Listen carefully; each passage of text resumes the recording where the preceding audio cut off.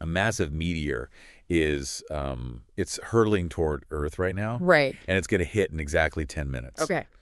So the question is, can your credit score stop it? No, not unless your credit score is like somehow woven out of solid titanium and can be launched into the stratosphere. Right, exactly.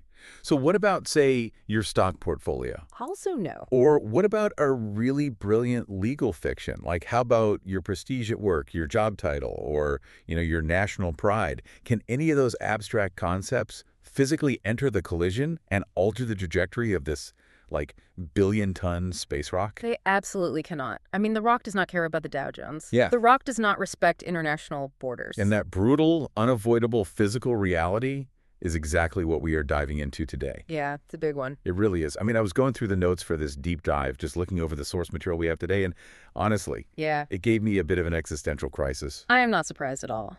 Yeah, because we are going to completely deconstruct the hidden blueprints that govern your daily life. And we are speaking directly to you, the listener here. Yes, exactly. We're looking at this really profound set of texts that introduce a concept called category as architecture, Right. plus the mechanics of something called interpretation as action. Which is fascinating. Totally. Yeah. And it all ties into this framework known as the 4 parameters, or the 4DP. It's an incredibly dense, layered set of materials. Yeah, it really is. And the ultimate mission here is to map these concepts directly to those 4 parameters. Which are target, truth, totally, and title. Right, exactly. And by doing that, we're going to teach you a process called linear reality deduction. So by the time we're done today, the goal is for you to be able to decode these hidden categorical blueprints that basically dictate all your actions. We want to move you from being this passive resident inside your own mind Yeah. to becoming the active architect of your meaning. But to get there, we really have to start with that meteor. The meteor test. Right. The text calls this the meteor test, and it is specifically designed to shatter this massive collective illusion that we all share. The illusion that meaning is matter. Yes. Because, human beings obviously cannot live without concepts. Right. The very moment you have an experience and you want to share it with me, abstractions have to appear. We have to form categories. Exactly. Like- Names, roles, laws, metrics. Because raw sensation alone just does not scale into a civilization. Right, like if I just grunt and point at a river, we can't coordinate the labor to build a suspension bridge over it. No, you have to say the word bridge. I have to invent concepts like tomorrow, or debt, or engineering, or ownership. But the text argues that we've taken this necessary tool and kind of lost our minds over it. We pretend that naming something is just this harmless clerical tool. Like we're just walking around placing little yellow sticky notes onto a pre-existing reality. And we completely forget that the sticky note is not the actual object. Exactly. And this is where the meteor test becomes such a phenomenal diagnostic tool. Because the concept of the economy, or prestige, or a border, it does absolute nothing to the rock. The abstraction only enters the collision through what the text calls material translation. Okay, wait, put that in plain English for me. Material translation. Sure. So it means the abstraction dictates how humans respond to the physical reality. Oh, I see. The meteor is matter, the economy is meaning. Right. The economy cannot deflect the meteor, but the economic categories we've invented. They decide who gets the early warning systems. Oh, wow. Yeah. They decide who gets the funding to build the underground bunkers, who is actually allowed inside those bunkers. And who is just completely abandoned on the surface. Exactly. The category organizes the human material response to the rock. Okay, I have to push back on this premise just a bit, though. Go for it. Because you're drawing a really hard line between meaning and matter. The meteor's matter, the concept is meaning. Right. But wait, what about something like stress? Stress is a concept, right? It's an abstraction. I get stressed about some imaginary deadline at work. Sure. But that purely abstract concept causes a very real physical flood of cortisol in my bloodstream, It does. which can literally burn a physical ulcer into my stomach lining. Yes, it can. So an abstraction literally altered matter. How does the text account for that? Doesn't that kind of blur the line? That is the perfect challenge to this model. But if you look closely at the actual mechanism of your ulcer, Okay. the abstraction of the deadline didn't reach into your stomach and carve out a hole. Well, no, of course not. The abstraction triggered a neurological cascade in your brain, which is a physical organ. Right. Your brain interpreted the concept as a physical threat, signaled your adrenal glands, and released cortisol, which is matter. Okay, I'm following. Then the acid in your stomach, which is matter, burned the tissue, which is also matter. Ah. So the concept remained entirely in the realm of meaning. Exactly. It only affected matter because it was running on the wetware of your physical body. So the concept of the deadline is still just a line of code. Yes. It's the hardware, my nervous system, that is doing the actual physical damage. You've got it. And if we pull this back to the first of the 4 parameters, the 4DP framework, this maps squarely onto the parameter of truth. Truth. And in this context, it's not really about moral truth, right? It's something more mechanistic. Very mechanistic. The truth parameter demands radical self-honesty and a strict fidelity to reality as it actually is. Meaning we have to separate the material world from our overlaid abstractions. Exactly. Truth is acknowledging the raw physical mechanics of a situation before applying a label. So if you fail to separate the meteor from the economy, Right. like if you think the meteor will spare you because you have a high net worth, Then you failed the truth parameter. You die because you confused a human category with a physical law. that is intense. But I get the extreme example of the meteor. Sure. But day to day, aren't categories just like buckets? What do you mean by buckets? Like I look at a golden retriever, a poodle, and a beagle, and I put them in a bucket called dog. Okay. I do that so my brain doesn't just explode from having to process every single animal as a completely unique, unprecedented entity. Right. We need the buckets to survive the data load of reality, don't we? It is a very natural assumption to view categories as passive buckets. We all do it. Yeah. But if we use a concept from the text called linear reality deduction, Which means what? Exactly. it means tracing the exact granular chain of interaction in our minds. Okay, tracing the chain. Right. When we do that, we see that a category is actually profoundly active. It is not a bucket at all. It's not. No, it is a design. It is a highly specific distribution system A distribution system for what? for human attention and behavior. Oh, When you place a label on something, you aren't just describing a world that already exists, you are prearranging it. wow. The moment something is named, bounded, and grouped, a pathway is permanently laid down for your perception to travel. Okay, let's unpack this. Because the sources say we have to completely stop thinking of classification as vocabulary. Exactly. Vocabulary suggests optionality. Like, I can choose to use a word or not use a word. Right. But classification, they argue, is architecture. And architecture suggests force. Because you can choose to ignore a word, sure. But if you are inside a building that was shaped by a specific word or concept, But you still have to walk down its hallways. yes, you still have to stop at its locked doors. You still live inside the permissions and the exclusions that the category literally built into the walls. Exactly. And the text actually breaks down the mechanics of this architecture. Yeah, it says every single category we use performs at least 4 distinct simultaneous tasks. Let's walk through these because this is where the philosophy really hits the pavement. Okay, the first task. A category distributes attention. Right. It actively trains salience. It tells the human mind what to look for and what to completely ignore as background noise. Imagine walking down a street in a neighborhood you've never visited before. Okay, I'm picturing it. If your friend tells you beforehand, hey, this is a thriving, gritty, artistic community, Right. your brain boots up a specific categorical architecture. Okay. You see a teenager spray painting a brick wall, and your attention highlights the colors, the technique, the expression. You perceive a mural. Exactly. You see a group of guys playing music loudly on a stoop, and you perceive cultural vibrancy. But what if your friend tells you beforehand, hey, this is a dangerous, declining crime zone? Then the exact same physical light enters your retinas, but the architecture of the category completely alters the rendering process. Wow. So the spray painting teenager is now just vandalism. Yes. Hmm. The guys on the stoop are now a threat. Your eye tracking actually changes, doesn't it? It does. Your nervous system spikes. Acts of mutual care, neighbors helping each other, ordinary peaceful routines. All of that becomes completely invisible. Because it doesn't fit the architecture of dangerous. The category trained your attention to only harvest the data that confirms the label. That is the perfect illustration of distributing attention. That's wild. And that brings us to the second task. A category distributes permission. Meaning it dictates what actions are culturally, legally, or morally allowed based on the label. Precisely. And then the third task is closely tied to that, right? It distributes exclusion. Yes.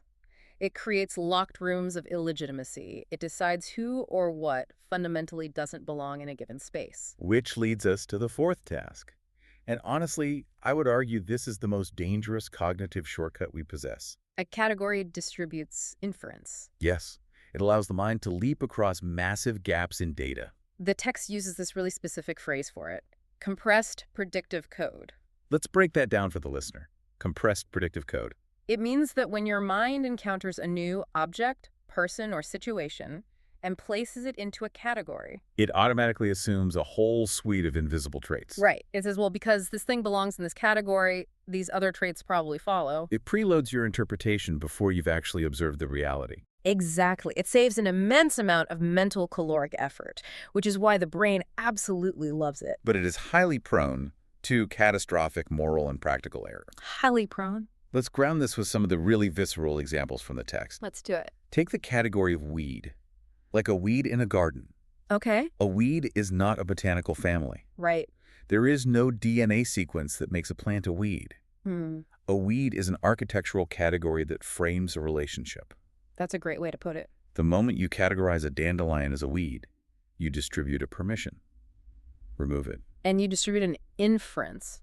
It will ruin the lawn. Exactly. Or consider the category of pest. Yeah, that's a good one. A mouse in a pet store is a companion. Right. A mouse in your kitchen is a pest. But the physical animal is completely identical. Yes. But the category of pest opens up a program of legitimate elimination. It literally changes the moral architecture around the animal. And it works in the positive direction, too, which can be just as distorting. How so? Look at the category of genius. Ah, yes. If an institution labels someone a genius, they don't just praise their intelligence. They completely reorganize the social expectations around that person. They distribute permission for eccentric or even abusive behavior. Exactly. They distribute exclusion by keeping critics out of the room. The category of genius builds a literal fortress around the individual. And on the darkest end of the spectrum, consider the category of criminal. That one is heavy. When that label is applied, it doesn't just report a factual past action, it fundamentally alters the geometry of time around the person. It redistributes suspicion backward. Yes, you start rethinking everything they ever did. And it redistributes suspicion forward, altering your anticipation of what they will do next. You no longer see a person who committed a crime. You see a criminal, which is a permanent architectural state. So, mapping this back to the 4DP framework, where exactly does this architecture of categories fit? This connects directly to the parameter of title. Title. Okay. The source material sometimes refers to this as nounships. Nounships. I like that. A title is a coherent naming. It is necessary. But the critical foundational rule of the title parameter is that it must be held without permanent binding. Meaning, we shouldn't tattoo the label onto our foreheads. Exactly. We can use the word, but we can't let the word become the entire building. The danger occurs when we mistake a transient functional title for an eternal verdict. Right. Words are necessary signposts to navigate the world. But when we fail to hold titles lightly, when we forget they're just temporary modes of operating. Our categories stop being playgrounds of meaning, where we coordinate action, and they just harden into prisons. I really want you, the listener, to pause and think about this in the context of your own life right now. What are the titles you are currently living inside? Yeah. Do you walk around carrying the architecture of phrases like, I'm an anxious person, or I'm not creative, or I'm terrible at math? Those are common ones. I'll give you a personal example. Okay. For years, I categorized myself as bad at technology. Oh, I've heard that one a lot. Yeah, and that wasn't just a quirky label. It was load-bearing architecture. What did it do? It meant every time I looked at a new software interface, my brain literally stopped trying to process the logic of the buttons. Because your internal software had already executed the code that said this is beyond you. Exactly. It distributed my attention away from the solution. It distributed an inference that I would inevitably fail. So how have your specific categories built the literal walls of your current reality? That's the question.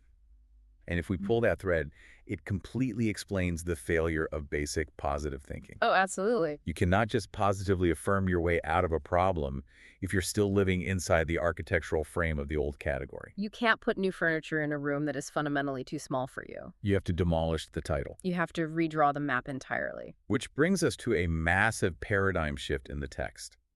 This is really the second major theme of our deep dive today. Interpretation as action. Yes. The text says something that genuinely made me stop reading and just stare at the wall for a minute. It's a powerful section. It argues that before a hand is moved, before a contract is signed, before a door is slammed, or a weapon is raised, A much quieter action has already taken place. the quietest action of all. The act of interpretation. Right. Because intuitively, we always assume evidence comes first. Right, like I observe the raw evidence of the world neutrally, like a camera lens. Then I process that evidence. And finally, I place it into a category. Evidence first, category second. But cognitive science and this text argue the exact opposite. The category does not sit passively at the back of your mind waiting for the evidence to arrive on a conveyor belt. No, it doesn't. The category is a filtering scaffold standing right at the threshold of perception. Experience does not enter your mind as untouched, pure truth. It enters as raw material moving through prearranged categorical channels. So the interpretation isn't a passive observation of reality. Not at all. The interpretation is the first action you take upon reality. Let's look at the behavioral examples from the text to make this really concrete. Yeah, let's do that. Imagine two people observing the exact same physical action by an adult. Say, an adult jumping into a puddle of water. Okay, simple enough. One observer is operating under the inherited category of childish. Right. The other observer is operating under the category of playful. Okay, the raw physics of the event are identical, right? Yeah. Mass, water displacement, gravity. It's really identical. But the interpretation completely alters the downstream reality. Yes. The first observer takes the action of judgment, distributing exclusion. While the second observer takes the action of endearment, distributing permission. Or take a dynamic in an educational setting. This one is really common. Okay. A teacher mentally categorizes one student as brilliant Right. and another student as an underperformer. I can already see where this is going. The brilliant student blurts out a wild, weird, seemingly disconnected remark during a lecture. The teacher's categorical architecture catches that remark and interprets it as unconventional insight. It is evidence of genius. Right. Now, the underperforming student blurts out the exact same remark. The exact same words. Yes. The architecture catches it and reads it as confusion, disruption, or just a lack of focus.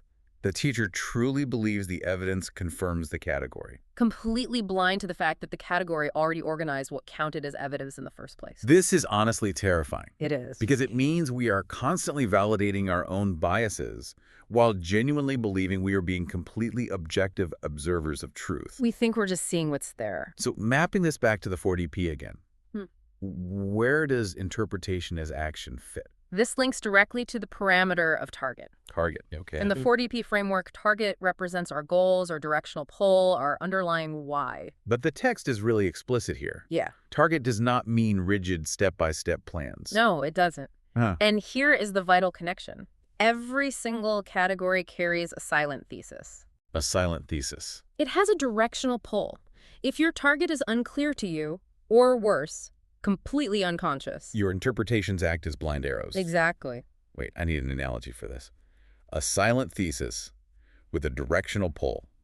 Let's think of the mind like a smartphone's operating system. Okay, I like that. If my mental OS is running a background process, a category called suspicion, when I meet my new coworkers, Right. my OS is going to actively output a frame of threat every single time a coworker asks me a question.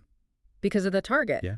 They say, hey, how's that report coming? And my interpretation isn't just neutrally hearing the words. No. My interpretation is the software executing an action behind the scenes. It says they're trying to micromanage you. The interpretation is a targeted action aimed at the goal of self-protection. Even if that goal is completely misplaced. That is exactly how it works. And what happens is, people think their interpretation is just the way the world is. They think my coworkers are objectively out to get me. They mistake the software output for the physical meteor. Well, But the liberation here is massive, if you can grasp it. how so? Once you realize that the map is just a map, Right. once you recognize that the road you are walking on was actively built by a categorical software program, You suddenly possess the power to leave the road. you can open the task manager and force quit the application. You can choose a new target. You can establish a conscious directional pull instead of just being dragged by the silent thesis of an inherited category. But what happens when we forget that we wrote the software? That is the danger. The sources are very clear on this.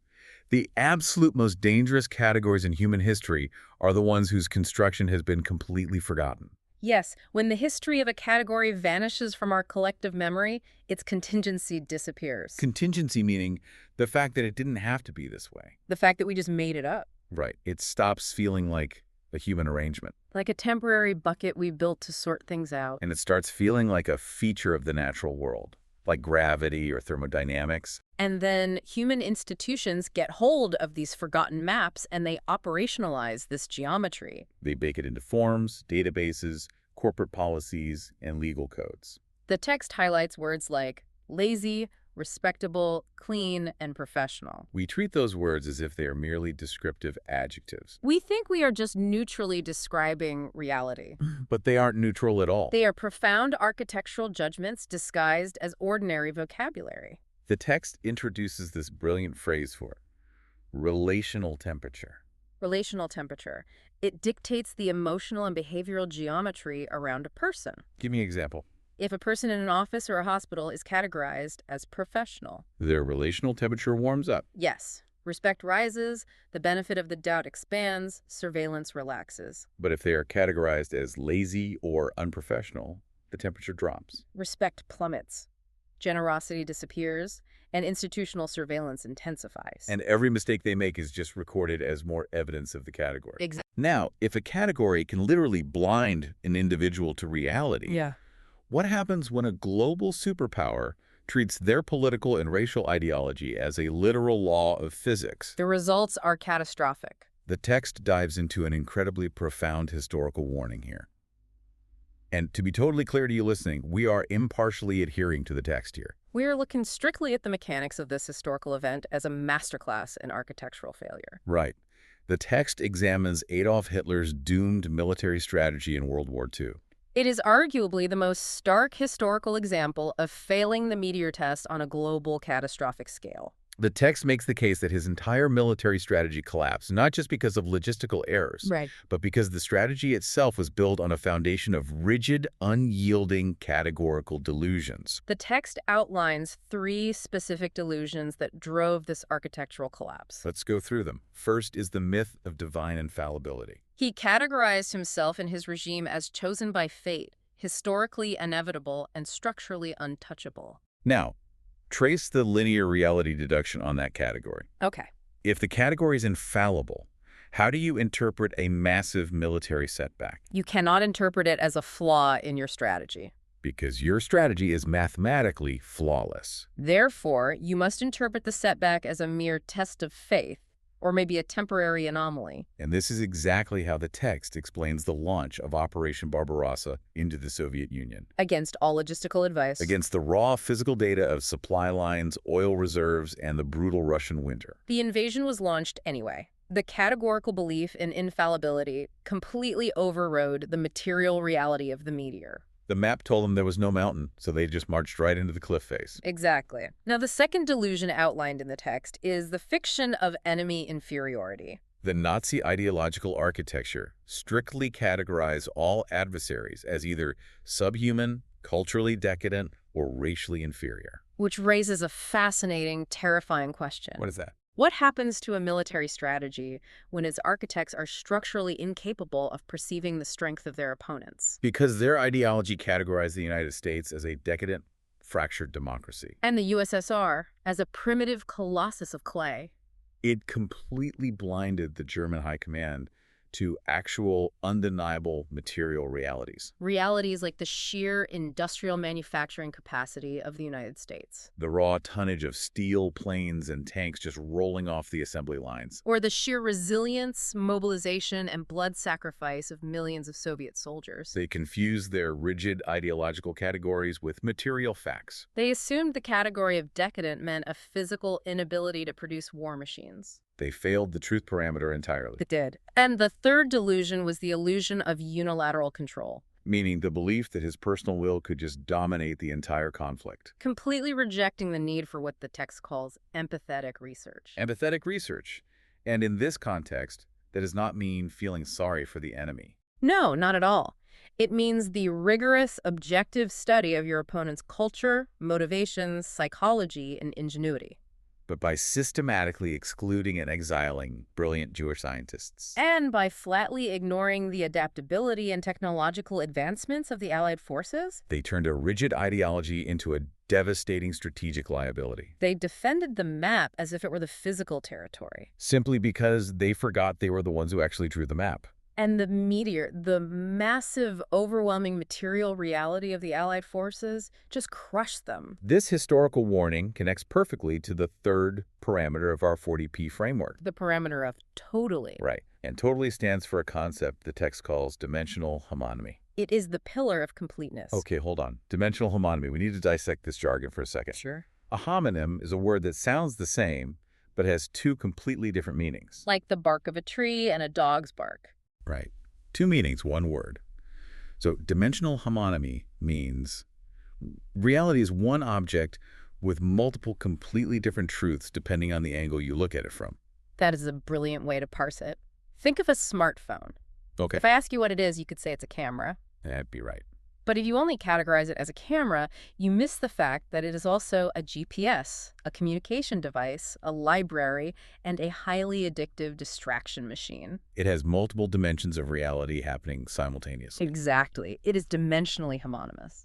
So Hitler's categorical supremacy collapsed the multidimensional richness of reality into a single, flattened, false label. Yes. He looked at incredibly complex, diverse nations and collapsed them into one-dimensional categories like inferior or decadent. He missed the other dimensions entirely. Industrial powerhouse, resilient population, technological innovator. Precisely. To survive and thrive in reality, you must engage the parameter of totally. You must see all the layers. You have to acknowledge the inherent complexity of the world. And never, ever mistake a single flattened category for the totality of reality. All right, this is heavy. It really is. We've covered the philosophy, the neuroscience, the historical catastrophes. But what does this actually mean for you, the listener, tomorrow morning? Right. If we're all walking around trapped in these inherited architectures, how do we actually debug our operating systems? This brings us to the ultimate practical application from the text. Linear reality deduction. Yes.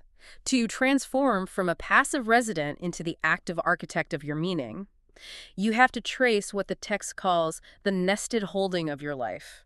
Nested holding, like Russian nesting dolls of reality. Exactly. Think about a time you faced a threshold, a point of resistance. Let's say it's a closed door in your career. Perfect. You want a promotion, you want to pivot to a new industry, and you keep getting rejected. What do most people do? They just try to fight the door. They push harder against the wood. They grind, they hustle, they send out 100 more resumes. They try to force the door open with sheer willpower. But linear reality deduction says, stop fighting the door. Look at the handler. Look at the hand. The handler being the structure that is holding the door in place. Yes. The door only exists because a door frame exists to hold it. The frame only exists because a wall was built there. And the wall only exists because a blueprint demanded a separation of space. You have to look at the deeper context. The inherited belief, the institutional category that makes that closed door conceptually possible in the first place. Okay, I want to do a really practical breakdown of this. Let's do it. Let's dynamically walk through this using the 40P equation as our master key for architectural recovery. We'll use an example. Let's take a listener. We'll call him David. Okay, David. David categorizes himself as an underachiever. He's trying to start a business, but every time he hits a minor setback, A supplier falls through, a client says no. he quits for a month. He's fighting the door of his own motivation. So how do we apply the 40P equation to David using linear reality deduction? We run the parameters in sequence, starting with the blueprint. First, target. Target. What is the silent thesis driving David's actions? Is he aiming at a direction he consciously chose, or is this business goal something he inherited? Maybe his target is actually prove my father wrong, not build a sustainable business. Right. And if the target is reactive, every interpretation he makes will be defensive. Is he fighting a door in a building he doesn't even truly want to be inside? Wow. Okay, so if his target is wrong, the whole architecture is compromised. Next parameter is truth. How does David apply truth? Truth requires separating the meteor from the meaning. When the client says no, what is a raw material fact? The fact is, one transaction did not occur. That is the meteor. But David is blinded by his inherited category of underachiever. So he overlays that category onto the material fact. The no becomes evidence of his inherent unworthiness. He fails the truth parameter because he thinks his categorical label is a physical law. He's hallucinating that the client's rejection is a final verdict on his soul, rather than just a data point about a product. Exactly. Okay, parameter 3, totally. Dimensional homotomy. Here, David must ask, am I seeing all the dimensions of this situation? Or have I collapsed the immense complexity of my life and this business into a single, rigid judgment? The totally parameter forces him to look at the dimensions. The client said no, yes. But another dimension is that the marketing strategy generated the lead in the first place. Another dimension is that the product needs iteration. Another dimension is that the market is in a temporary downturn. By engaging totally, David breaks the single variable collapse of I am a failure. And sees a multi-dimensional puzzle that can actually be solved. And finally, the fourth parameter, title. Known chips. Title demands that we hold our naming lightly. David is walking around with the title underachiever basically tattooed on his identity. He's walked in the room of his own naming. To apply the title parameter, he must shift the noun to a temporary mode. Instead of I am an underachiever, it becomes I am currently acquiring the skill of resilience. It's a transient state. It's a playground, not a prison. But wait, let's inject a little reality here. Mm-hmm. I see where you're going with this, but I have to push back. Go ahead. Isn't it profoundly exhausting to constantly question every single category in our brains? It sounds like it would be. I mean, we have to actually live our lives. We have to make grocery lists, commute to work, interact with our families. Yeah. If I'm constantly analyzing the hidden architecture and the target of the word grocery, or deconstructing the nested holding of my daily commute. You're going to end up paralyzed. Exactly. I'll never get out of bed. That is the most common and honestly vital critique of this philosophy. But the text anticipates this perfectly. Oh, it does. It clarifies that architectural recovery is not about abolishing all inherited knowledge. Okay. It is not an invitation to walk around completely mapeless, deconstructing every stop sign and coffee cup until you are catatonic. Okay, good. Yeah. Because my brain was already starting to hurt just thinking about that. It is about a very specific trigger. It is about refusing to grant the feeling of obviousness, automatic, unquestioned authority. Explain that, the feeling of obviousness. When you look at a situation, say a conflict with your spouse or a failure at work, Yeah. and the conclusion feels utterly, indisputably obvious to you. Like, obviously they don't care about me. Or obviously I'm not cut out for this. Right. That feeling of obviousness is the hum of the categorical software running perfectly in the background. Oh, wow. That is the exact moment to pause. The goal is a fundamental shift in your operating system. From what to what? From being what the text calls the responsive one variable to becoming the autonomous variable one. Let's translate that math. Yeah. Responsive one variable versus autonomous variable one. When you are the responsive one variable, you are just a reaction. You are a ping pong ball bouncing through someone else's architecture. You are moving through the cultural hallways you inherited, stopping at the locked doors your parents or society built, and just reacting to the categories imposed upon you. You are reacting to the meteor using someone else's bunker strategy. Precisely. But when you become the autonomous variable one, you define your own center. You use the 40P principles to actively draft your own blueprint. You don't have to question every category all the time, but you possess the master key to question any category the moment it stops serving your conscious target. You are no longer trapped in the building. You own the hammer and the saw. It's like having the admin privileges to your own brain. You aren't just a user suffering through the glitchy software updates anymore. You are the system administrator who can go into the source code and completely rewrite how the program handles data. And that is the ultimate promise of this deep dive. It really is. So to pull all of this together and recap the incredible, dense journey we've been on today. Let's summarize it.